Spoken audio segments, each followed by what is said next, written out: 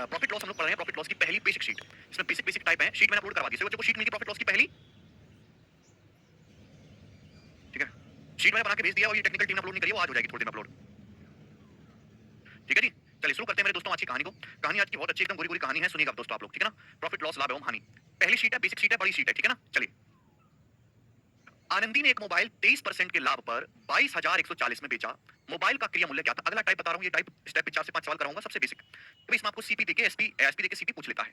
Data आसान है तो 100% मान के, डाटा मुश्किल है तो फ्रैक्शन में कन्वर्ट करके। आनंदी ने एक मोबाइल 23% के लाभ पर 22,140 में बेचा। मोबाइल का सीपी यानी क्रिया मूल्य क्या है?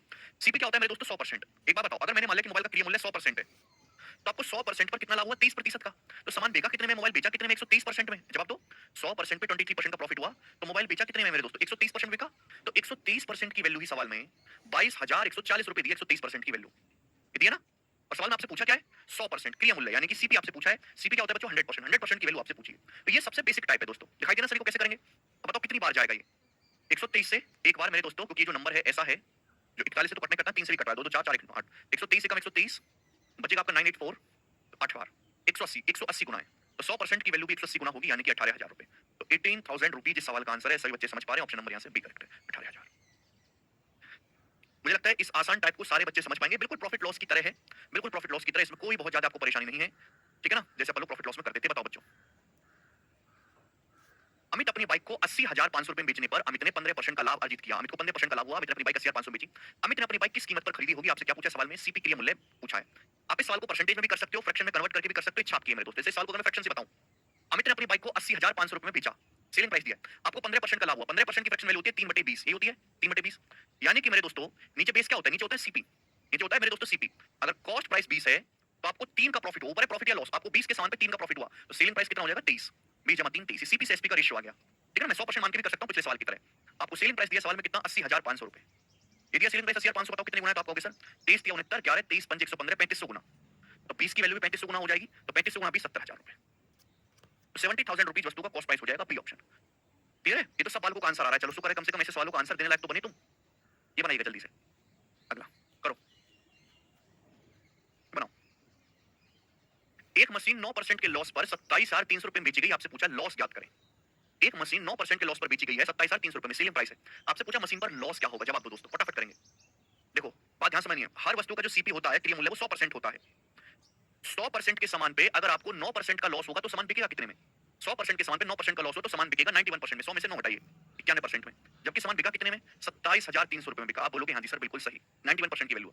आपसे पूछा लॉस क्या करें? आपको लॉस कितने का हुआ बच्चों? 9% का लॉस हुआ। और आपसे मेरे प्यारे भाई ध्यान सुनिएगा, लॉस कितने का? 9% का। तो आपसे 9% की वैल्यू ही पूछी गई है, क्लियर? आप बोलोगे हाँ जी सर बिल्कुल सही। 91% की वैल्यू है, 27,300 9% वैल्यू पूछे, बताओ कितने गुना है? तो आप कहोगे सर 300 गुना है। तो 9% की वैल्यू भी 300 गुना होगी। 9 के 27, 2700 रुपए सवाल का आंसर है।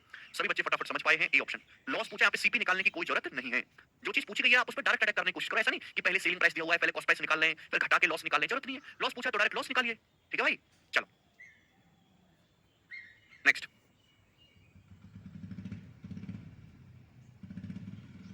सवाल नंबर 24, लास्ट क्वेश्चन इस टाइप का। जवाब दीजिए बच्चों, करो, जवाब देंगे सब लोग, करें।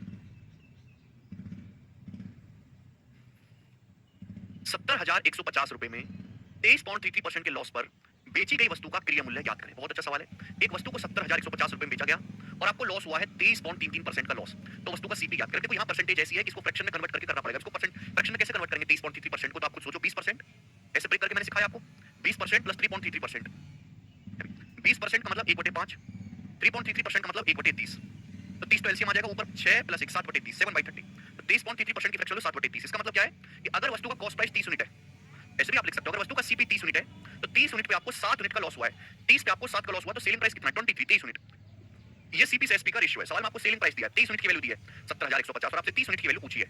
ये क्वेश्चन हो जाएगा, बताओ 23 यूनिट की वैल्यू कितने गुना है? 23 दिया 69, बचेगा 1, तो जाएगा तो है नहीं 0, 23 5 115, 3050। तो 30 की वैल्यू भी आ जाएगी, 3050 गुना करेंगे तो 915 00, 91,500 रुपए सवाल का एकदम करेक्ट आंसर है। ऑप्शन नंबर यहाँ से ए करेक्ट है। ममता जी कहने से शर्ट बहुत अच्छी है, और का भाड़े पे लिए सुबह सुबह अच्छा नहीं मिलेगा?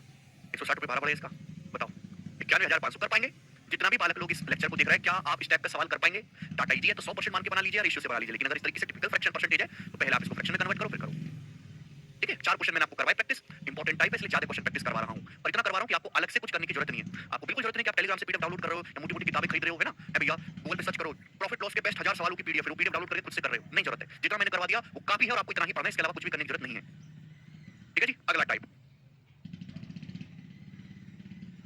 Next type. मुझे पता है कि आपको मेरे पढ़ाने के तरीके से बिल्कुल संतुष्टि हो रही होगी, है ना? वो है नहीं कि संतुष्टि? नेक्स्ट टाइप बनाएं।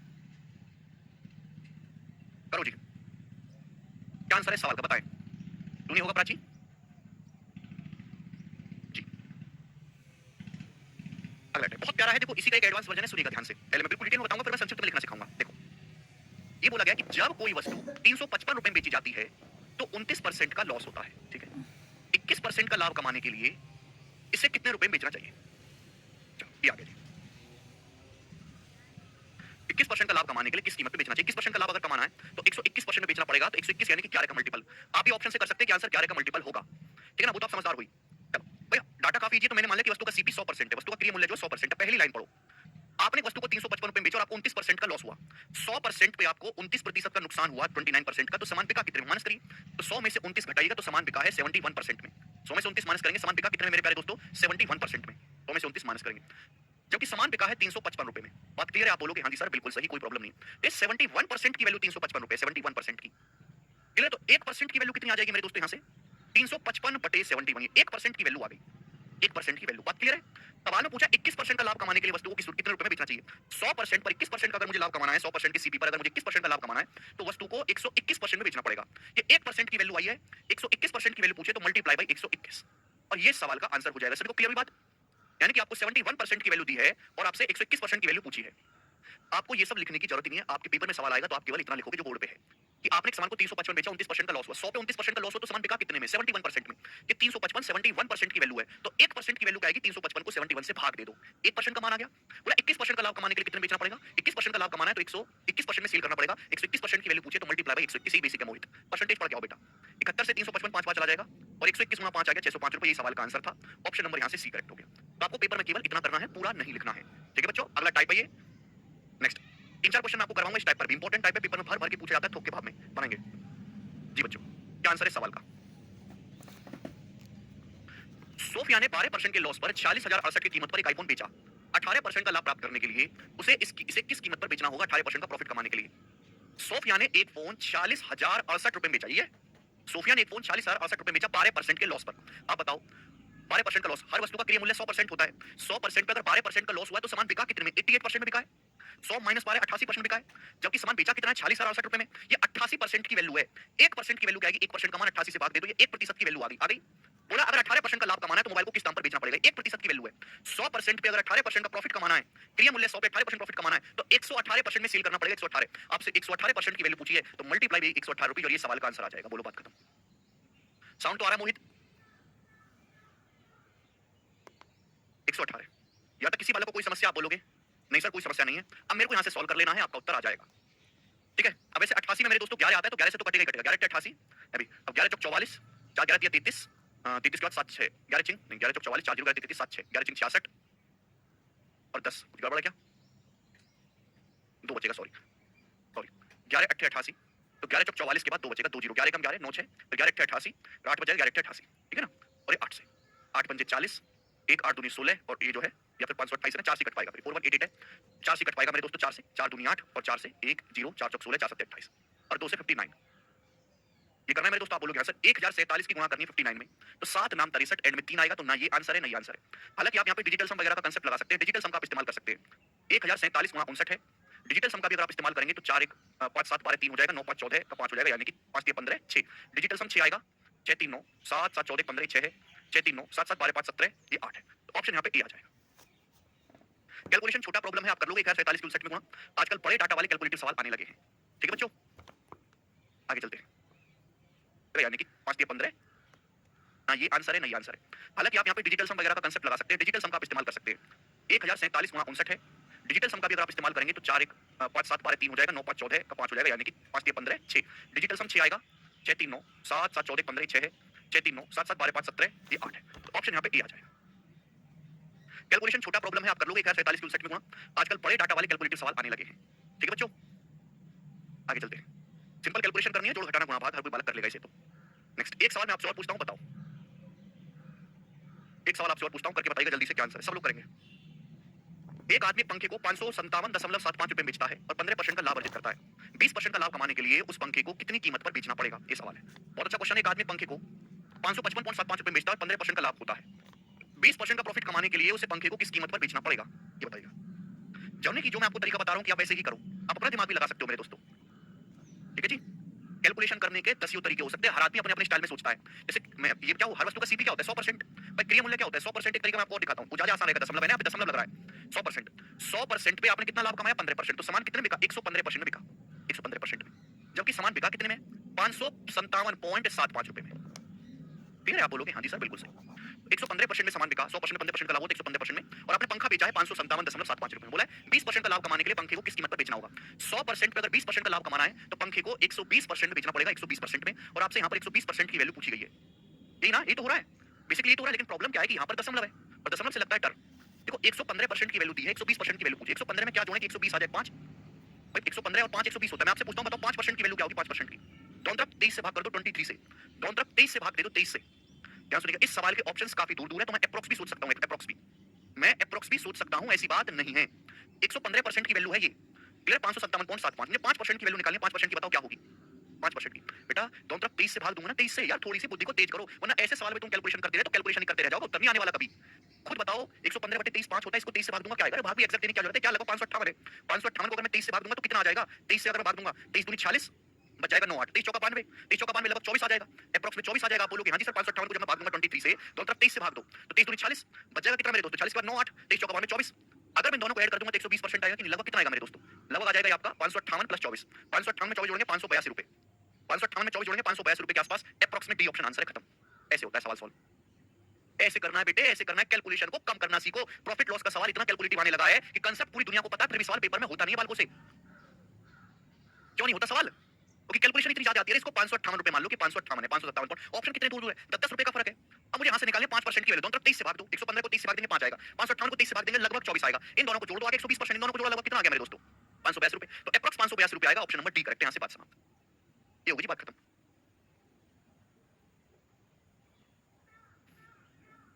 सर 30 से क्यों मनवीर? 115% से 5% पे आएंगे तो क्या करना पड़ेगा? 115 को 23 से भाग दूंगा तभी तो 5 आएगा बेटे। मुझे 5% की वैल्यू चाहिए। 115 से 5% निकालने के लिए मुझे जो करना पड़ेगा मैं वो करूंगा। क्या करना पड़ेगा? 23 से भाग 115/23 5 होता है। क्लियर? चलिए आगे चलते हैं नेक्स्ट कंसेप्ट की तरफ। तो ये कैलकुलेशन के तरीके हैं जिससे आप अपनी कैलकुलेशन को कम कर सकते हो। बताओ अगला टाइप, सवाल नंबर 28 और 29। दो क्वेश्चन आपको करवाऊंगा। इस टाइप के दो सवाल बनाए, जल्दी जल्दी करो। कोई वस्तु 640 रुपए में बेचकर एक आदमी को सेलिंग प्राइस पर 15% का लॉस होता है। सेलिंग प्राइस पर, वस्तु के कॉस्ट प्राइस पर 15% का लाभ प्राप्त करने के लिए उसे उस वस्तु को किस कीमत पर बेचना पड़ेगा? बहुत अच्छा सवाल है, वेरी वेरी इंपॉर्टेंट, बहुत इंपॉर्टेंट सवाल है। पहली लाइन देखो, कोई वस्तु 640 रुपए में बेचकर किसी आदमी को वस्तु के सेलिंग प्राइस पर, विक्रय मूल्य पर 15% का लॉस होता है। क्या इस पहली लाइन से आप वस्तु का सीपी या क्रिय मूल्य नहीं निकाल सकते? जवाब दो, नहीं निकाल सकते। इसी वस्तु को 640 रुपए में बेचकर एक आदमी को उसके सेलिंग प्राइस पर 15% का लॉस होता है। क्या आप यहां से एक सीपी निकाल सकते हैं? क्यों चाहिए मुझे सीपी? में क्यों निकालूं? पागल कुत्ते ने काटा नहीं। अगली लाइन में मुझे सीपी पर 15% प्रॉफिट निकालना है, तो सीपी की जरूरत पड़ेगी। एक ही क्वेश्चन करा रहा हूं। आपने कोई सामान 640 रुपए में बेचा और आपको 15% का लॉस हुआ। 15% का लॉस सेलिंग प्राइस पर, सेलिंग प्राइस पर 15% का लॉस हुआ। 15% की फ्रैक्शन वैल्यू 3/20 होती है। 3/20 यानी कि अगर आपका सेलिंग प्राइस 20 है तो आपको लॉस हुआ है 3, तो सीपी कितना होगा? 20 के सामान पे 3 का लॉस हुआ तो कॉस्ट प्राइस होगा 17 unit, 17 unit loss, 17 unit CP होगा। आपने एक सामान को 640 रुपए में बेचा, सेलिंग प्राइस कितना है? 20 यूनिट, ये 20 यूनिट की वैल्यू है, तो 1 यूनिट की वैल्यू क्या आएगी बटे 20? अरे भैया सेलिंग प्राइस कितना है? 20 यूनिट। आपने एक सामान को 640 रुपए में बेचा गया, 640 रुपए में बेचा, सेलिंग प्राइस है 20 यूनिट, 1 यूनिट की वैल्यू क्या आएगी? 20 से भाग दे दो। सीपी कितना है? 17 यूनिट, 17 यूनिट की वैल्यू निकाली तो मल्टीप्लाई बाय 17। ये आ गया जी वस्तु का कॉस्ट प्राइस यानी कि क्रिया मूल्य। अगर मुझे सवाल में वस्तु का सीपी पूछा होता तो ये आ जाता। अब इस सवाल को पूरी तरीके से भूल जाओ, अगली लाइन पे ध्यान दो। क्रिया मूल्य पर 15% का लाभ प्राप्त करने के लिए किस मूल्य पर बेचना चाहिए? कॉस्ट प्राइस पर 15% लाभ कमाने के लिए किस कीमत पर बेचना चाहिए? 15% की फ्रैक्शन वैल्यू होती है 3/20। अब खुद सोचो, कॉस्ट प्राइस पर अगर 15% प्रॉफिट कमाना है तो किस कीमत पर बेचना पड़ेगा? भाई 3/20 का प्रॉफिट कमाना है तो मल्टीप्लाइंग फैक्टर क्या आएगा? मल्टीप्लाइंग फैक्टर पढ़ाया है। जिन बच्चों ने परसेंटेज रेशियो नहीं पढ़ा, बड़े वाले भाग में चले जाओ, कूलम चले जाओ, बालक उनके नहीं आने वाला कुछ भी समझ में। 15% का फ्रैक्शन वैल्यू होता है 3/20। 3/20 अगर प्रॉफिट कमाना है तो वस्तु किस दाम पर बेचना पड़ेगा? 23/20 पे बेचना पड़ेगा। 23/20 मल्टीप्लाई बाय 23/20। 15% बढ़ाने का मतलब है, 15% प्रॉफिट का मतलब है कॉस्ट प्राइस को 15% बढ़ा दिया गया है, तो कितना हो गया? 115%। 115% को ही 23/20 कहते हैं फ्रैक्शन में। समझ में आई बात? बस ये कैलकुलेशन करनी है मेरे को। ठीक है जी, अब बताओ क्या आएगा जी? फटाफट करके बताइएगा सब लोग। 20 पीसीएम 400, 400 से कितना चला जाएगा? 1.6। 1.6 गुणा 70 गुणा 23। अब देखो दशमलव तो आना ही है, तो ये तो ऑप्शन है ही नहीं। दो ऑप्शन दशमलव तो आने 400 से 640 जाएगा 1.6 6 7 42 2 2 3 6 एंड में 6 आएगा सी ऑप्शन आंसर है 836.6 बात खत्म आगे करने की जरूरत नहीं है परमीत लॉस है बेटा क्लियर आगे चलेंगे सवाल को ढंग से पढ़ो वो लॉस था परमीत गलत कर रहे हो आप नेक्स्ट सवाल नंबर 29 एक ही क्वेश्चन कराया मैंने स्टेप का पढ़ाएंगे जी अगला अमित एक वस्तु को 167.4 रुपए बेचकर 24% का लाभ प्राप्त करता है 38% का लाभ प्राप्त करने के लिए उसे वस्तु के विक्रय मूल्य को कितने परसेंट बढ़ाना चाहिए अमित एक सामान को 167.4 रुपए बेचता है और अमित को लाभ होता है 24% का कितना लाभ होता है 24% का 24% प्रॉफिट होता है पूरा 38% का प्रॉफिट कमाने के लिए वस्तु का सेलिंग प्राइस कितना बढ़ाना चाहिए भाई पहले प्रॉफिट था 24% अब प्रॉफिट करना है 38% तो कितना बढ़ाना पड़ेगा भाई 14% बढ़ाना पड़ेगा कि नहीं सेलिंग प्राइस 14 मतलब 7 तो 7 का मल्टीपल आएगा ये ऑप्शन 7 से कटता है ये 7 से नहीं कटता ये 7 से नहीं कटता ये 7 से नहीं कटता अकेला ऑप्शन है जो 7 से कटता है ये आंसर हो जाएगा आगे करने की जरूरत ही नहीं है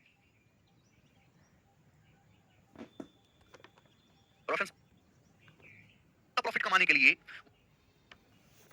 लिए उसे वस्तु के विक्रय मूल्य को कितने परसेंट बढ़ाना चाहिए अमित एक सामान को 167.4 रुपए बेचता है और अमित को लाभ होता है 24% का कितना लाभ होता है 24% का 24% प्रॉफिट होता है पूरा 38% का प्रॉफिट कमाने के लिए वस्तु का सेलिंग प्राइस कितना बढ़ाना चाहिए भाई पहले प्रॉफिट था 24% अब प्रॉफिट करना है 38% तो कितना बढ़ाना पड़ेगा भाई 14% बढ़ाना पड़ेगा कि नहीं सेलिंग प्राइस 14 मतलब 7 तो 7 का मल्टीपल आएगा ये ऑप्शन 7 से कटता है ये 7 से नहीं कटता ये 7 से नहीं कटता ये 7 से नहीं कटता अकेला ऑप्शन है जो 7 से कटता है ये आंसर हो जाएगा आगे करने की जरूरत ही नहीं है रोशन सवाल पढ़ो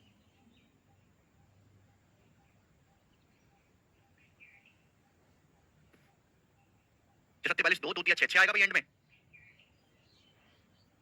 चलिए खत्म रोशन क्या कह रहे हो थोड़ी तो बुद्धि का इस्तेमाल करो भाई ये हो गया सॉल्व अब देखिए ये हमने कर लिया सीधा ऑप्शन से पूरा सॉल्व करने की जरूरत भी नहीं है अमित एक अरे थोड़ी सी बुद्धि का इस्तेमाल करो बुद्धि वाला चैप्टर है बुद्धि है कि नहीं तुम्हारे अंदर सवाल पढ़ो अगर आपको किसी क्वेश्चन में डाउट है तो सवाल पढ़ो 1 घंटे तक सवाल पढ़ते रहोगे अपना आप समझ में आ जाएगा इतना ही समय है अमित एक वस्तु को 167.4 रुपए बेचकर 24% का लाभ प्राप्त करता है 48% का लाभ कमाने के लिए किस कीमत पे बेचना पड़ेगा सीपी होता है ये क्या दिया आपको सेलिंग प्राइस अमित ने एक वस्तु कितने रुपए बेचा 24% का लाभ हुआ 100% पे 24% का लाभ हुआ क्रिया मूल्य होता है 100% पे 24% का लाभ हुआ तो सामान बेचा कितने में गया है 124% में 124% में जबकि सामान बेचा कितने में गया है 167.4 रुपीस में बात क्लियर है आप बोलोगे हाँ जी सर क्लियर है सवाल पूछा है 38% का लाभ कमाना है तो वस्तु के सेलिंग प्राइस को कितना बढ़ाना पड़ेगा पहले 24% का लाभ था अब 38% कमाना चाहते हो तो कितना प्रॉफिट बढ़ाना कितना सेलिंग प्राइस बढ़ाना पड़ेगा 14% तो आपसे 14% की वैल्यू 24 14% की वैल्यू पूछी है बस इतनी सी कैलकुलेशन है सॉल्व करना चाहते तो हो जाएगा 124 एकम 124 जाएगा बचेगा कितना ये 124 एकम 124 साथ में से ऑप्शन से करना है पर कोई बच्चा करना चाहता है तो सॉल्व ऐसे करना पड़ेगा पूरा भाग देंगे 124 एकम 124 बचेगा आपका 3 साथ में 4 का 3 और 6 में से 2 का 4 23.4 23.4 पूरा जा ही नहीं रहा भाई कुछ गड़बड़ है ये 62 से जाएगा 62 से जाएगा 62 से क्योंकि 4 से कट नहीं रहा ना 62 से जाएगा 2% अभी 62 दूनी 124 बचेगा यहां से मेरे दोस्तों 234 सच 124 है ना तो ये 4 और 6 में से 2 गया 4 244 आएगा मेरे दोस्तों ठीक है तो ये आपका 2.2 टाइम्स जाएगा 162 चौका सॉरी 62 चौका ठीक है ना कुछ गड़बड़ है क्या तो अंतर 62 से डिवाइड कर लेते हैं 2% हो जाएगा 62 दूनी 124 बचेगा यहाँ से 3 और 6 में से 2 गया 4 43.4 तो 62 सत्ते सॉरी 62 सत्ते है 2.7 रुपीस तो 2% की वैल्यू 2.7 है आपसे 14% की वैल्यू पूछी है देखो 7 गुना है 2 से 14 7 गुना तो 2.7 की वैल्यू भी 7 गुना होगी 14 और 4.9 18.9 रुपीस ये उत्तर आ जाएगा ऑप्शन नंबर ए ये सॉल्व करना है लेकिन सॉल्व करने की जरूरत नहीं है 28 क्वेश्चन रॉन्ग अबे तुम लोगों की बुद्धि सड़ चुकी है क्या जंग लग गया उसमें अबे भाई विक्रय मूल्य पर 15% का लॉस विक्रय मूल्य पर ये लाइन पढ़ते क्यों नहीं ढकोस लो है क्यों नहीं पढ़े लाइन हद होती है किसी सामान को 640 पे बेचा और विक्रय मूल्य पर 15% का लॉस हुआ विक्रय मूल्य पर 15% की फ्रैक्शन वैल्यू क्या होती है 3/20 विक्रय मूल्य अगर 20 है तो 3 का लॉस हुआ है तो सीपी कितना होगा किसी सामान को 20 में बेचते हो तो 3 का लॉस होता है तो सीपी कितना होगा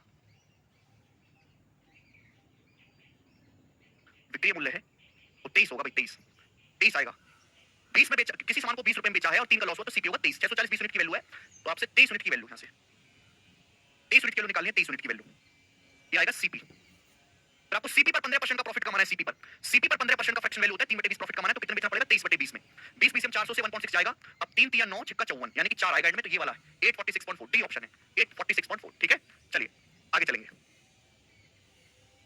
सवाल नंबर 30 अगला टाइप एक ही क्वेश्चन कराऊंगा और ये अब तक का जबरदस्त सवाल है और सवाल आया है रेलवे के पेपर में मजा आएगा सवाल करके किसी वस्तु का क्रिया मूल्य सी है और सेलिंग प्राइस एस है जेड प्रॉफिट या लॉस परसेंटेज है क्रिया मूल्य और विक्रय मूल्य दोनों सेम मात्रा में बढ़ाया जाएगा दोनों समान मात्रा में बढ़ाया जाता है क्रिया मूल्य और विक्रय मूल्य तो बताओ जेड पे क्या फर्क पड़ेगा जेड बढ़ जाएगा जेड घट जाएगा जेड कांस्टेंट रहेगा या कैन नॉट बी डिटरमाइन मैं पहले बता चुका हूं प्रॉफिट या लॉस और प्रॉफिट परसेंटेज और लॉस परसेंटेज में जमीन आसमान का फर्क है मैंने पहले कई बार बताया कि प्रॉफिट लॉस और प्रॉफिट लॉस परसेंटेज जमीन आसमान का फर्क है बताओ थोड़ा बेस एसपी है करिए किसी वस्तु का कॉस्ट प्राइस सी है सेलिंग प्राइस एस है जेड प्रॉफिट या लॉस परसेंटेज है, प्रॉफिट भी हो सकता है लॉस भी।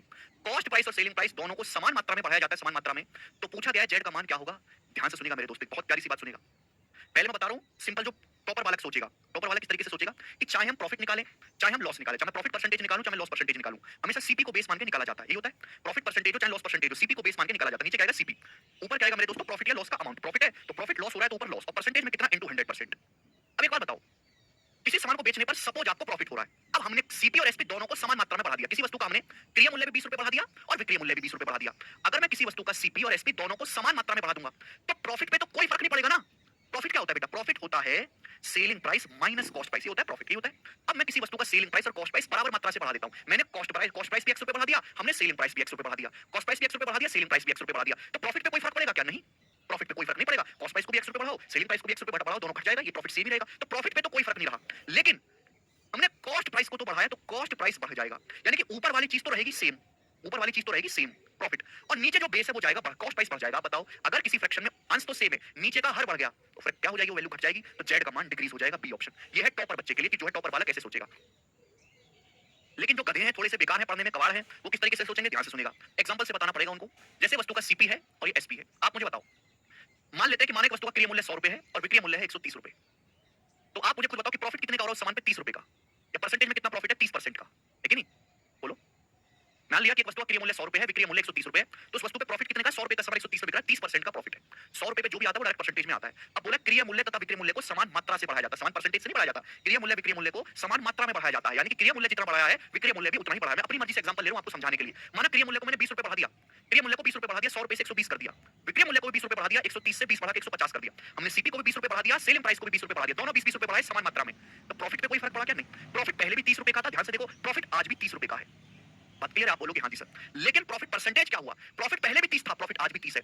प्रॉफिट पहले भी 30 था, प्रॉफिट आज भी 30 है, लेकिन पहले बेस क्या था, 100, आज बेस कितना हो गया, 120 हो गया। आज 120 रुपए पर 30 रुपए का प्रॉफिट है, 120 रुपए पर, पहले 100 रुपए पर 30 रुपए प्रॉफिट था, यानी कि कितना हो गया, 25%। 25% हो गया कि नहीं प्रॉफिट? तो प्रॉफिट का अमाउंट सेम रहा, पहले भी प्रॉफिट 30 रुपए था, आज भी 30 रुपए, लेकिन प्रॉफिट का परसेंटेज घट जाएगा। पहले प्रॉफिट 30% था, आज प्रॉफिट 25% हो गया, तो प्रॉफिट घट जाएगा, जेड का मान डिक्रीज हो जाएगा मेरे दोस्तों। बी ऑप्शन, सेम कहानी से लॉस में भी रहेगी। ठीक है जी, आयुष मैंने प्रॉफिट का एग्जांपल लेके समझा, आप लॉस का एग्जांपल लेके करोगे तो भी यही चेंज आएगा, तो भी यही कहानी रहेगी सेम टू सेम। ठीक है ना? लॉस क्या होता है? लॉस भी सेलिंग प्राइस और कॉस्ट प्राइस का डिफरेंस होता है कि नहीं? तो लॉस तो सेम रहेगा, लेकिन कॉस्ट प्राइस बढ़ जाएगा, ऊपर वाली वैल्यू सेम रहेगी, नीचे वाली वैल्यू बढ़ जाएगी, तो ये लॉस परसेंटेज भी डिक्रीज हो जाएगा। बिल्कुल आयुष, ओके। तो देखो मैंने आपको दोनों तरीके समझाए, तेज वालक के लिए भी और गधी वालक के लिए भी। ठीक है, आप देख लो कौन सी कैटेगरी में आते हो तुम। आगे चलते हैं, अगला सवाल। सवाल नंबर है आपके सामने नेक्स्ट, अगला कंसेप्ट, नेक्स्ट कंसेप्ट है मेरे दोस्तों, मैं आपको 2 क्वेश्चन करवाऊंगा यहां से, 2 क्वेश्चन। सवाल नंबर 31 जवाब दीजिएगा। उसके लिए हमको एग्जैक्ट वैल्यू की जरूरत पड़ेगी बेटा, एग्जैक्ट वैल्यू की जरूरत पड़ेगी। ठीक है ना?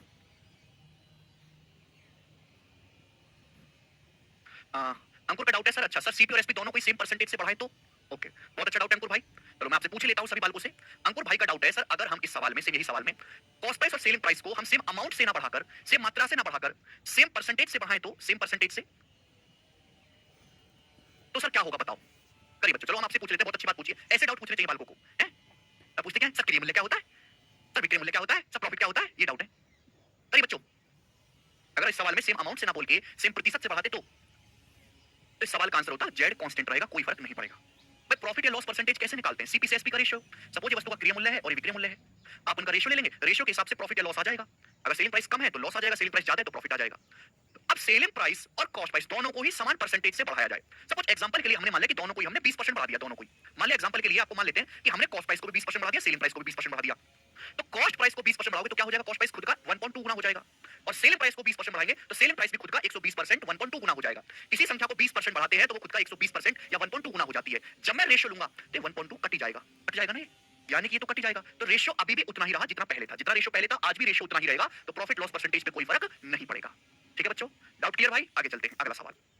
सवाल नंबर है 31, अगला टाइप, नेक्स्ट क्वेश्चन। ये लॉजिकल सवालों में आते हैं, इसमें कोई कैलकुलेशन नहीं है भाई, केवल लॉजिक है, कॉमन सेंस से सोचना है। चलिए, 9 रुपए प्रति वस्तु की बजाय 12 रुपए प्रति वस्तु की दर से बेची गई कुछ वस्तुओं के विक्रय मूल्य का अंतर 150 रुपए है। यदि इन वस्तुओं का क्रय मूल्य 250 है, लाभ 20% है, तो 21 वस्तुओं का विक्रय मूल्य ज्ञात करें। 21 वस्तु का बहुत प्यारा सवाल है। 31वां सवाल मेरे दोस्तों प्री के पेपर का पूछा हुआ है 2020 का। ये और इससे अगला सवाल, 2 क्वेश्चन हमारे पास हैं एक जैसे। देखो मेरे प्यारे भाई, ये मैंने आपको एवरेज में भी सिखाई थी ये वाली बात, फिर से बता रहे हैं। Number of article, number of articles कैसे निकालेंगे? टोटल में चेंज, टोटल में चेंज, एक आर्टिकल में चेंज। वस्तुओं की संख्या कैसे निकालेंगे? टोटल में चेंज बटे एक आर्टिकल में चेंज। कुल बदलाव को एक वस्तु के बदलाव से भाग कर देंगे तो वस्तु की संख्या आ जाएगी। कुल बदलाव को एक वस्तु के बदलाव से भाग कर देंगे तो वस्तु की संख्या आ जाएगी। ध्यान सुनेगा, हिंदी में पढ़ो। 9 रुपए प्रति वस्तु की बजाय 12 रुपए प्रति वस्तु की दर से बेची गई कुछ वस्तुओं के विक्रय मूल्य के बीच का अंतर 150 रुपए है। हमारे पास कुछ वस्तुएं, हमें नहीं पता कितनी वस्तुएं, हमारे पास कुछ वस्तुएं हैं। हम उन वस्तुओं को 9 रुपए प्रति वस्तु की बजाय, ये पेन है मेरे पास, इस पेन को मैं 9 रुपए की बजाय अगर 12 रुपए में बेचूंगा, मेरे पास बहुत सारे पेन है, अगर मैं इन पेन को 9 रुपए की बजाय 12 रुपए का बेचूंगा तो एक पेन के प्राइस में कितने का फर्क आया? 3 रुपए। मैंने एक पेन का प्राइस 3 रुपए बढ़ा दिया, एक वस्तु का प्राइस। सेलिंग प्राइस टोटल में कितना फर्क आया? विक्रय मूल्य में अंतर आ गया 150 रुपए का। तो आप हमें खुद बताओ कि यानी कि हमारे पास कितनी वस्तुएं होंगी? 50 वस्तुएं। बात क्लियर होगी कि नहीं? इतनी सिंपल सी बात है, टोटल में फर्क आया 150 रुपए का और एक पेन के प्राइस में फर्क आया 3 रुपए का। तो यानी कि हमारे पास 50 वस्तुएं हैं। आगे का सवाल, ठीक है जी, बहुत सिंपल सी बात थी। एक्सपेक्ट मान के नहीं करना है, कांसेप्ट को ध्यान रखिएगा, आपके पास कांसेप्ट है। कोई फार्मूला नहीं है अंतिम this is not a formula, ये कोई रटने वाली चीज नहीं है, कॉमन सेंस है, कॉमन सेंस। आप मार्केट से पेन खरीद के लाते हो, ये पेन आप बेच रहे हो 9 रुपए का। कितने रुपए का? 9 रुपए का। अब जो है, एक बार बताओ, 9 रुपए की बजाय आप इस पेन को 12 रुपए का बेचने लगो तो आपने एक पेन का प्राइस 3 रुपए बढ़ा दिया, 3 रुपए। और आप खुद सोचो कि अगर टोटल आपको 150 रुपए ज्यादा कमाई हुई है तो आपने कितने पेन बेचे होंगे? अरे सड़ी हुई बुद्धि वाले, थोड़ी तो बुद्धि का इस्तेमाल कर लो। हद होती है यार किसी चीज की। तुम लोगों में बिल्कुल भी कॉमन सेंस नहीं है क्या भाई? इस हिसाब से तुम कभी सिलेबस पूरा नहीं कर पाएंगे, कभी भी। 10 साल में पढ़ाते रहे तो भी सिलेबस नहीं पूरा होगा इस हिसाब से, जिस हिसाब से आपकी बुद्धि काम करती है, बिल्कुल बेकार। दिस ये कोई फॉर्मूला नहीं है, कॉमन सेंस है, कॉमन सेंस। थोड़े दिमाग का इस्तेमाल करो, थोड़े दिमाग का इस्तेमाल करो। सपोज आपके पास एक्स वस्तुएं थी, एक्स वस्तुएं, इतनी वस्तु थी, एक्स वस्तुएं, एक्स वस्तुएं। पहले आप हर वस्तु को 9 रुपए का बेचते थे, तो सामान कितने रुपए में बिकेगा? इतने रुपए में। इतने रुपए में बिकेगा कि नहीं? अब आप एक्स वस्तु में से हर वस्तु को 12 रुपए का बेचते हो। कितने का? 12 रुपए का। पहले 9 रुपए का बेच रहे थे, अब 9 रुपए की बजाय 12 रुपए का बेचते हो। एक वस्तु 12 रुपए की है तो एक्स वस्तु कितने की बिकेगी? 12 रुपए की। तो पहले सामान बिकता था इतने में, आज सामान बिकता है इतने रुपए का। दोनों में डिफरेंस कितने का है? 150 रुपए का। तो यहां से 3x बराबर 150 आ गया, तो x की वैल्यू कितनी आ गई? 50। 150 बटे 3 50। ऐसे अगर मैं बता भी दूं और तुम समझ भी लो तो भी तुम बर्बाद हो। अगर मैं ऐसे इस बात को बता भी दूं और तुम्हारी समझ में भी आ जाए तो भी तुम बर्बाद हो, तो भी तुम्हारी नौकरी लगने के चांस जीरो हैं, जीरो। ये तरीके से आपको तकलीफ भी होती है समझने में, तो भी यही समझना, ये नहीं समझना। तो मेरी बात, इतनी कॉमन सी बात हम बता रहे हैं कि भाई पहले एक वस्तु 9 रुपए की बेच रहे थे, आज हम एक वस्तु 12 रुपए की बेच रहे हैं। तो हमने हर वस्तु को 3 रुपए महंगा कर दिया, 3 रुपए हर वस्तु महंगी कर दी। टोटल कमाई कितनी है? ज्यादा होगी हमको 150 रुपए। टोटल कितनी कमाई क्या हुई? कुछ वस्तुओं के विक्रय मूल्य के बीच अंतर 150 रुपए। पहले जितने रुपए कमाते थे आज उससे 150 रुपए ज्यादा कमाते हैं। तो बताओ हमने कितनी वस्तुएं बेची होंगी? 150 बटा 3, टोटल में 150 का चेंज, एक वस्तु के प्राइस में 3 का चेंज, आगे 50 वस्तुएं। 50 वस्तुएं हैं, अब आगे चलते हैं। यदि इन वस्तुओं का क्रय मूल्य 250 रुपए है, यदि अर्जित लाभ 20% है तो 21 वस्तुओं का सेलिंग प्राइस ज्ञात करें। यदि इन वस्तुओं का क्रय मूल्य 250 रुपए है, 50 वस्तुओं का क्रय मूल्य 250 रुपए है, 50 वस्तुओं का, तो एक वस्तु कितने रुपए की होगी? अगर 50 वस्तु 250 रुपए की हैं तो एक वस्तु कितने की होगी? 250 बटे 50।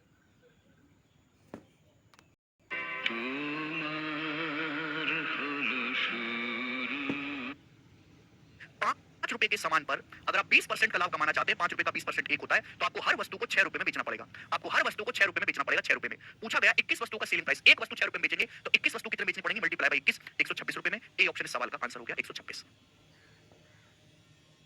छोड़ दीजिए सुख व्यास, ठीक है भाई। आपको इस क्रय मूल्य बताओ, 5 रुपए के वस्तु कितने की होगी? 250 बटे 50, 5 रुपए की। एक वस्तु का सीपी आ गया जी 5 रुपए। 50 वस्तु का क्रय मूल्य 250 रुपए है तो एक वस्तु 5 रुपए की होगी।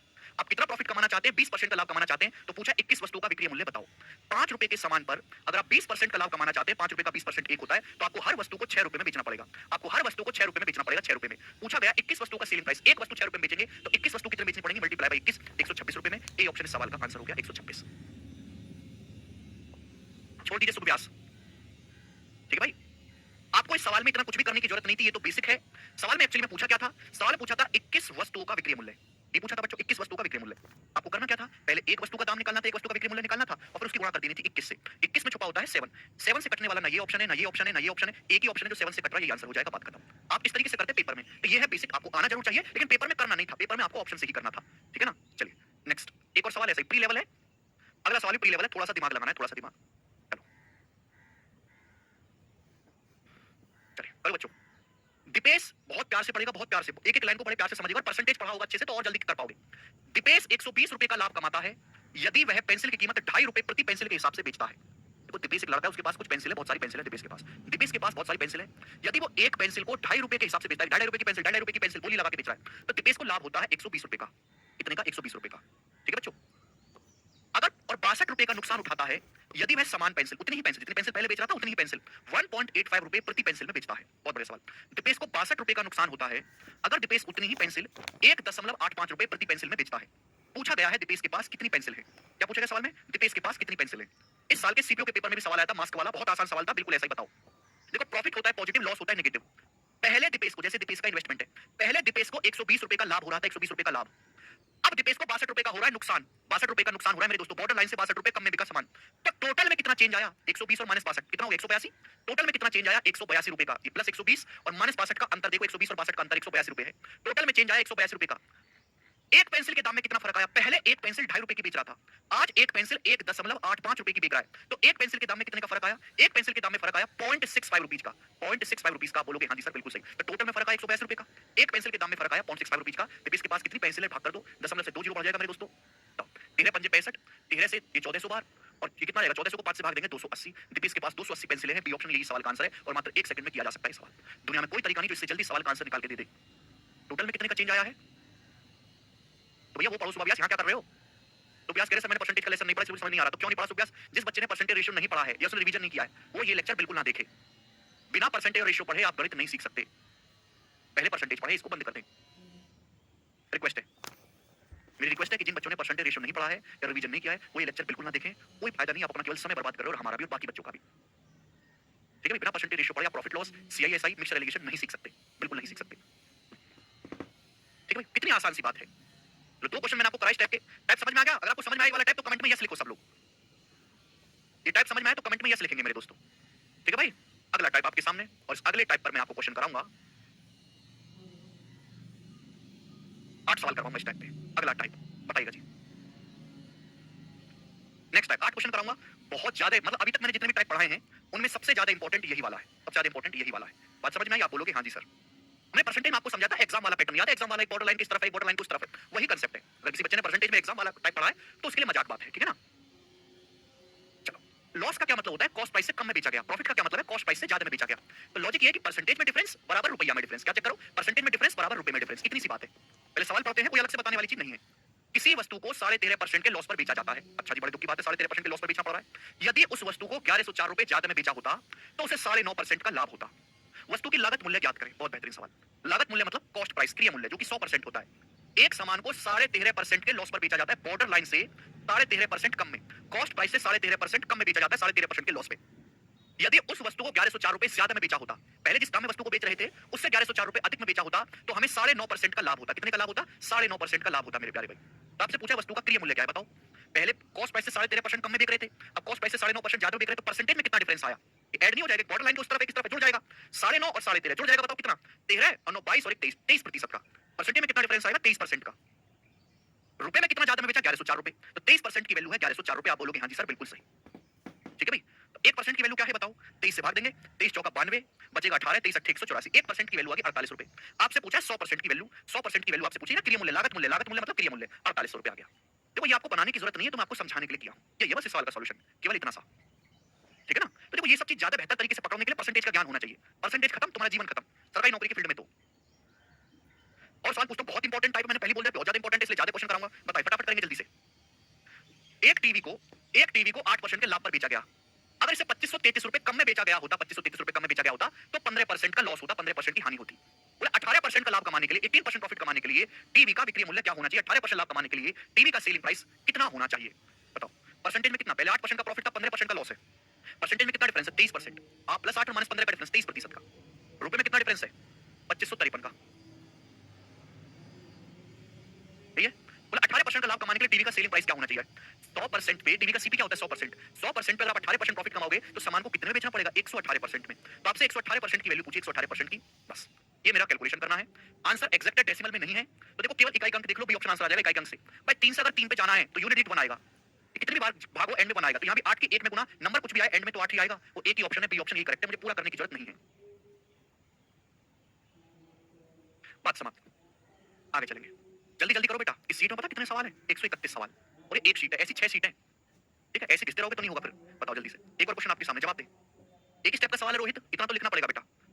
नेक्स्ट सवाल ऐसा नहीं कि केवल प्री के पेपर का ही पॉपुलर है, 2018 के मेंस में पूछा गया था। एज इट इज, मुझे जवाब दे दो। चलो बच्चों, क्या आएगा? एक वस्तु 14% के लाभ पर बेची जाती है, एक वस्तु 14% के लाभ पर बेची जाती है। यदि उसे 121 रुपए कम में बेचा जाता तो 8% का लॉस होता। कितना लॉस होता? 8% की हानि होती। ठीक है। यदि वही वस्तु 536.25 में बेची जाती है तो प्रॉफिट या लॉस परसेंटेज क्या होगा? यदि उसी वस्तु को 536.25 में बेचा जाए तो प्रॉफिट या लॉस क्या होगा? आपको सीपी निकालना पड़ेगा पहले। पहले वस्तु पे 14% का प्रॉफिट था, तब 8% का लॉस है, तो परसेंटेज में कितना डिफरेंस आया? प्लस 14 में से -8 घटाएंगे 22%। 22% का। आप बोलोगे हाँ जी सर बिल्कुल सही, कोई प्रॉब्लम नहीं। परसेंटेज में डिफरेंस 22% का। रुपए में कितना डिफरेंस आया? 121 रुपए कम में बेचा गई है। पहले 14% का प्रॉफिट था, 8% का लॉस है, 22% का डिफरेंस आया। रुपए में कितना हुआ डिफरेंस? 121 रुपए। तो 22% की वैल्यू 121 रुपए है। कितने गुना? तो ये आ जाएगा भाई 22 पंजे 110, 11 22 पंजे 110, 5.5 गुना। तो 100% की वैल्यू कितनी है मेरे दोस्तों? 100% की वैल्यू 5.5 गुना कर देंगे। 100% का 5.5 गुना 550 रुपए, यानी कि 550 रुपए वस्तु का क्रिया मूल्य आ गया सीपी। 550 रुपए वस्तु का क्रिया मूल्य आ गया। अब पूछा क्या है? 550 रुपए का सामान अगर 536.25 रुपए में बेचा जाए, 550 रुपए का सामान अगर 536.25 रुपए में बेचा जाए तो कितने परसेंट का प्रॉफिट या लॉस होगा? 550 रुपए का सामान अगर 536.25 रुपए में बेचा जाए तो कितने परसेंट का प्रॉफिट या लॉस होगा? पहले तो ऑप्शन से देखो, 550 का सामान 536 में बेचा, कम में बेचा है, तो प्रॉफिट तो हो ही नहीं सकता, लॉस ही होगा। ये दोनों ऑप्शन तो हो ही नहीं सकते वाले ऑप्शन। इन दोनों में से एक आंसर है। अब एक ऑप्शन है लॉस का 2.5%, एक है 5%। तो एक्सैक्ट कैलकुलेशन करूंगा, नहीं अप्रॉक्स करूंगा। 550 का सामान 536 में बेचा, लगभग 14 रुपए का लॉस है। कितना होता है? अगर 550 रुपए का 5% भी निकाले तो 25 रुपए से ज्यादा आएगा। 550 रुपए का अगर मैं 5% भी निकालूं, 500 रुपए का 5% ही 25 होता है, तो यानी कि 5%, 25 तो है नहीं, 14 रुपए का लॉस है। इसका मतलब 5% से कम ही लॉस है। ए ऑप्शन आंसर है। 2.5%, खत्म, आगे नहीं करना। ऐसा नहीं कि आप एक्सैक्ट कैलकुलेशन कर रहे हो, ऑप्शन से देखो ना। 550 का 5% तो ये होता ही नहीं है। 550 का 5% तो 25 रुपए से भी बड़ा आएगा, तो 14 रुपए पे, यानी कि 5% से कम ही लॉस है। पहला ऑप्शन। इतनी कैलकुलेशन आपको करनी है केवल पेपर में। ठीक है जी। आप बोलोगे जी बहुत बढ़िया, आगे चलते हैं नेक्स्ट क्वेश्चन की तरफ। सवाल नंबर है आपके सामने आगे। ओके, एक और सवाल, सवाल नंबर 36 जवाब दीजिएगा। इस सवाल का आप आंसर मुझे करके बताओ, मैं नहीं बताऊंगा बिल्कुल भी। ऐसा ही सवाल है सीजीएल 2022 के पेपर का, पूछा हो, बनाए और उस सवाल को मुझे करके बता दो।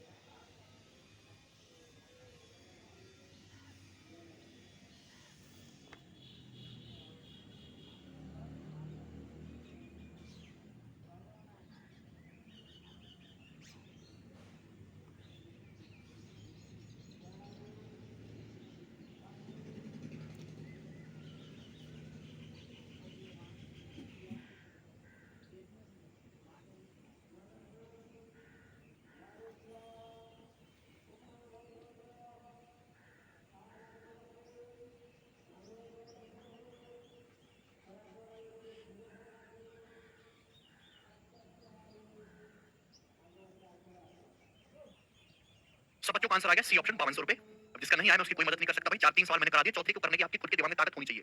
ठीक है जी, आगे करेंगे। नेक्स्ट क्वेश्चन है बच्चों आपके सामने, सवाल नंबर 37।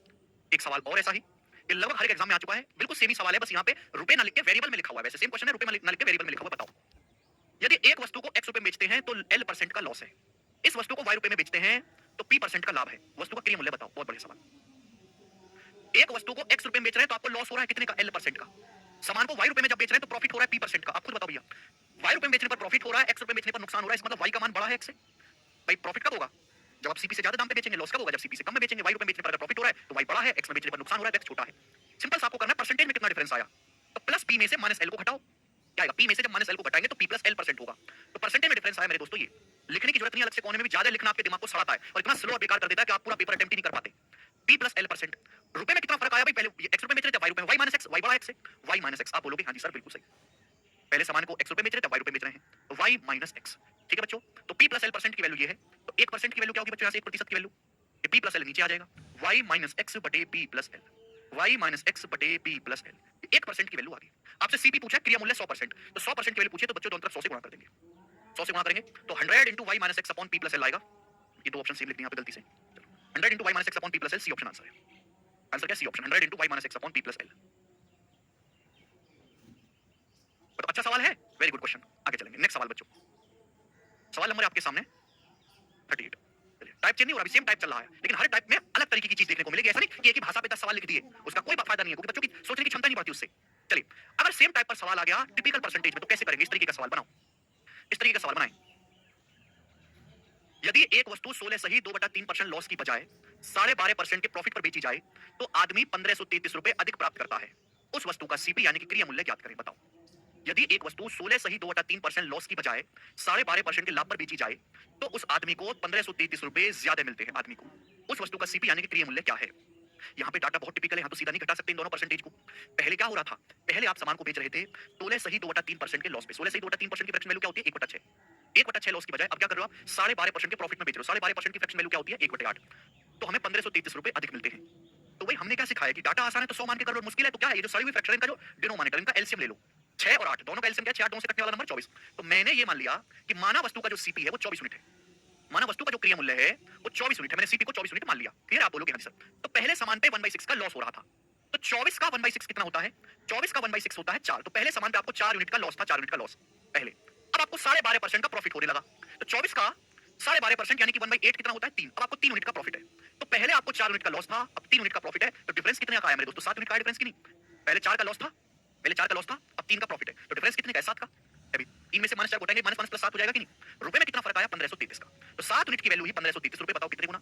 7 दूनी 14 बचेगा 1, 7 एकम 7, 6 7 9 63, 219 गुना। तो 1 यूनिट की वैल्यू आ गई बच्चों 219 रुपए। आपसे वस्तु का सीपी 24 यूनिट की वैल्यू पूछी है, तो 24 यूनिट की वैल्यू आ जाएगी 24 गुना 219 रुपए, यानी कि 4 नाम 36 एंड में 6 आएगा। ये आंसर है, ए ऑप्शन 5256। बात खत्म। कर पाओगे तो अगर इस टाइप का सवाल आता है, हालांकि एक दो बार ही आया है, तो आप उसको फ्रैक्शन में कन्वर्ट करके करिएगा, ठीक है ना? इस तरह की नॉर्मल परसेंटेज है तो घबराने की कोई बात ही नहीं, 100 मान के सीधा हो रहा है। यहाँ पे आपकी थोड़ी मेहनत बढ़ जाएगी। आगे चलेंगे।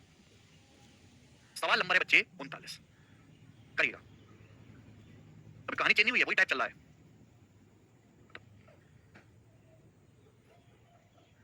सेम टाइप है। अभी बताइए, एक व्यापारिक वस्तु को बेचकर 29% लाभ अर्जित करता है। यदि वह सेलिंग प्राइस में 90 रुपए की वृद्धि करता है, यदि वह सेलिंग प्राइस में 90% बढ़ाता है सेलिंग प्राइस को, तो उसका प्रॉफिट परसेंटेज बढ़कर 37 हो जाता है। प्रॉफिट परसेंटेज यदि वह 20% लाभ पर बेचता है तो वस्तु का विक्रय मूल्य क्या है? सुनो, एक बात ध्यान सुनिएगा। सेलिंग प्राइस में चेंज तो किसी वस्तु पर या तो प्रॉफिट होगा बेचने से, या लॉस होगा। किसी वस्तु को बेचने से प्रॉफिट होगा या लॉस होगा, ठीक है? एक ही चीज होगी। प्रॉफिट या लॉस को अलग अलग मत समझा करो, एक ही बात समझा करो। लॉस एक नेगेटिव प्रॉफिट है ना? लॉस जो है वो एक नेगेटिव प्रॉफिट है मेरे दोस्तों। परसेंटेज की बात नहीं कर रहा मैं, बात कर रहा हूं एक्चुअल वैल्यू की। ये कोई कंसेप्ट नहीं है, कोई फॉर्मूला नहीं है, कॉमन सेंस है। कॉमन सेंस अनपढ़ आदमी इस बात को जानता है। अब ऐसे समझो अनपढ़ आदमी की तरह, पढ़े लिखे का दिमाग छोड़ दो, पढ़े लिखे का दिमाग बेकार होता है, कबाड़। पढ़े लिखे में बुद्धि नहीं होती, अनपढ़ आदमी की तरह समझो प्रॉफिट लॉस। इस पेन को मैं 5 रुपए में बेचता हूं, 5 रुपए में, तो मुझे कुछ ना कुछ फायदा होगा। अब मैं इस पेन को 5 रुपए की बजाय 7 रुपए में बेचने लगूं, तो मैंने पेन का सेलिंग प्राइस 2 रुपए बढ़ा दिया, तो मेरा प्रॉफिट भी 2 रुपए बढ़ जाएगा कि नहीं? भाई इस पेन को मैं 5 रुपए में बेचता हूं, 5 रुपए में, चलो मुझे कुछ ना कुछ प्रॉफिट हो रहा होगा। अब इस पेन को मैं 5 रुपए की बजाय 7 रुपए में बेचने लग गया। भाई बात करिए, पेन आज से 7 रुपए का है, तो मैंने पेन का सेलिंग प्राइस भी 2 रुपए बढ़ा दिया, 2 रुपए, तो मेरा प्रॉफिट भी 2 रुपए बढ़ जाएगा। सेलिंग प्राइस विक्रय मूल्य में जितना चेंज करोगे, प्रॉफिट या लॉस के अमाउंट में भी उतना ही चेंज आएगा। जितना चेंज आप सेलिंग प्राइस में करोगे, प्रॉफिट लॉस के अमाउंट में, प्रॉफिट हो रहा है तो प्रॉफिट, लॉस हो रहा है तो लॉस, प्रॉफिट लॉस के अमाउंट में भी उतना ही चेंज आएगा। इस पेन को हम 5 रुपए का बेच रहे थे, मेरी आत्मा को कुछ प्रॉफिट हो रहा है। अब पेन को 5 रुपए की बजाय 7 रुपए का बेचना शुरू कर देता हूं मार्केट में, तो मैंने पेन 2 रुपए महंगा कर दिया, सेलिंग प्राइस 2 रुपए बढ़ा दिया, तो मेरा मुनाफा भी 2 रुपए बढ़ जाएगा। क्लियर? आप बोलोगे हाँ जी सर एकदम क्लियर। इतनी नॉर्मल लॉजिकल सी बात है। यहाँ पर यही तो किया गया है कि एक वस्तु को बेचने से व्यापारी को 29% का लाभ होता है। व्यापारी ने सेलिंग प्राइस 90 रुपए बढ़ा दिया, सेलिंग प्राइस। अब प्रॉफिट परसेंटेज हो गया 37%। तो बताओ मेरे दोस्तों, प्रॉफिट 29% से 37% हो गया। प्रॉफिट बढ़ा कितना? 8%। 29 से 37, प्रॉफिट बढ़ा 8%। क्यों बढ़ा? क्यों बढ़ा प्रॉफिट 8%? क्योंकि आपने वस्तु को 90 रुपए महंगा कर दिया, वस्तु का सेलिंग प्राइस 90 रुपए बढ़ा दिया, तो 8% की वैल्यू ही 90 रुपए के बराबर है। बोला ये क्या है? वस्तु को 20% लाभ पर बेचना हो तो विक्रय मूल्य क्या होगा? वस्तु को 20% लाभ पर बेचना हो तो विक्रय मूल्य क्या होगा? 100% के सीपी पर 20% का लाभ कमाना चाहते हैं तो वस्तु को 120% में सेल करना होगा। 100% पे 20% का प्रॉफिट कमाना चाहते हैं तो वस्तु को 120% में, 100 पे 20% का प्रॉफिट 120% में सेल करना पड़ेगा। ये निकालना है। 8 से 120 15 गुना है 15, तो 90 की वैल्यू भी 15 गुना होगी। 15 9 135, 1350 रुपए सवाल का आंसर आएगा। ऑप्शन नंबर ए करेक्ट है। ठीक है जी? जल्दी से एक सवाल और कर लेते हैं, 40 पूरे हो जाएंगे, फिर बनाइएगा। बहुत अच्छा सवाल, मेरा फेवरेट सवाल है, वही इस लैंग्वेज में बनाए। एक दुकानदार गलती से एक वस्तु को उसके मूल विक्रय मूल्य से 32% कम पर बेचता है और पाता है कि मूल बिक्री मूल्य की तुलना में उसे 67.2 रुपए कम मिले। यदि वस्तु को उसके मूल विक्रय मूल्य पर बेचने से 40% का लाभ होता है तो वस्तु का क्रय मूल्य क्या है? बहुत अच्छा सवाल है, लैंग्वेज में कंफ्यूज किया गया, वैसे कुछ भी नहीं है। देखो, हर वस्तु, एक दुकानदार क्या वस्तु का सेलिंग प्राइस कुछ फिक्स कर देता है, तो एक दुकानदार गलती से एक वस्तु को उसके ओरिजिनल सेलिंग प्राइस से 32% कम पर बेचता है। जो भी वस्तु का सेलिंग प्राइस था उससे 32% कम में बेच दिया दुकानदार ने एक सामान को गलती से, और सेलिंग प्राइस कम हो गया, कम दाम में बेच दिया, तो क्या होगा मेरे दोस्तों? पैसा कम मिलेगा। तो ओरिजिनल बिक्री मूल्य की तुलना में 67.2 रुपए कम मिले। तो क्या इस लाइन से आप सेलिंग प्राइस नहीं निकाल सकते? ओरिजिनल सेलिंग प्राइस, एक वस्तु को आप किसी दाम पे बेच रहे हो और आपने उसके सेलिंग प्राइस को, ओरिजिनल सेलिंग प्राइस को 32% कम कर दिया, और इसी की वजह से आपने सेलिंग प्राइस को कितना कम? 32% कम दाम में बेच दिया गलती से। ओरिजिनल सेलिंग प्राइस से 32% कम दाम पर बेच दिया और उसकी वजह से आपको 67.2 रुपए कम मिले। तो सेलिंग प्राइस का 32% 67.2 है, कितना आ जाएगा? 32 दूनी 64, बचेगा 3, 32 से कम 32, 2.1। ये सेलिंग प्राइस का 32% है, सेलिंग प्राइस का। तो सेलिंग प्राइस का 100% कितना आएगा? 210 रुपए, 210 रुपए। ये सेलिंग प्राइस का, कॉस्ट प्राइस का नहीं, सेलिंग प्राइस का, ओरिजिनल सेलिंग प्राइस का 100% आया। ये सेलिंग प्राइस है वस्तु का 210 रुपए। सेलिंग प्राइस, परसेंटेज का अपना कोई वजूद नहीं जब तक बेस ना पता हो। यहाँ बेस सेलिंग प्राइस है। सेलिंग प्राइस का 32% 67.2 है, सेलिंग प्राइस का 100% यानी कि खुद सेलिंग प्राइस 210 रुपए, ये वस्तु का ओरिजिनल सेलिंग प्राइस है। ओरिजिनल सेलिंग प्राइस बोला है। आगे लाइन बड़ी इंटरेस्टिंग है। यदि वस्तु को उसके मूल विक्रय मूल्य पर बेचा जाए तो 40% का लाभ होगा। क्रय मूल्य बताओ। 40% की फ्रैक्शन वैल्यू होती है 2/5। यदि वस्तु को ऑरिजिनल सेलिंग प्राइस यानी कि 210 रुपए में बेचा जाएगा तो 40% का लाभ होता है। 40% की एक्चुअली 2 बटे 5 यानी कि वस्तु का सीपी अगर 5 है तो सामान को 7 में बेचा गया है। 40% का लाभ क्या होगा? अगर किसी वस्तु का सीपी यानी कि क्रिया मूल्य 5 है तो उसको 7 में बेचा जाए तो 40% लाभ होगा। वस्तु को ऑरिजिनल सेलिंग प्राइस पर बेचने से 40% लाभ होता है। सेलिंग प्राइस कितना ओरिजिनल 210 रुपए। तो 7 यूनिट की वैल्यू 210 रुपए है 30 गुना। तो वस्तु का सीपी भी 5 की वैल्यू भी 30 गुना 150 रुपए आ गया। तो वस्तु का क्रिया मूल्य 150 रुपए है और यही सवाल का आंसर है। ये ऑप्शन एकदम करेक्ट है। बात समाप्त। ठीक है बच्चों, चलिए आज का लेक्चर हम यहीं पूर्ण विराम देते हैं। बाकी कल इसके आगे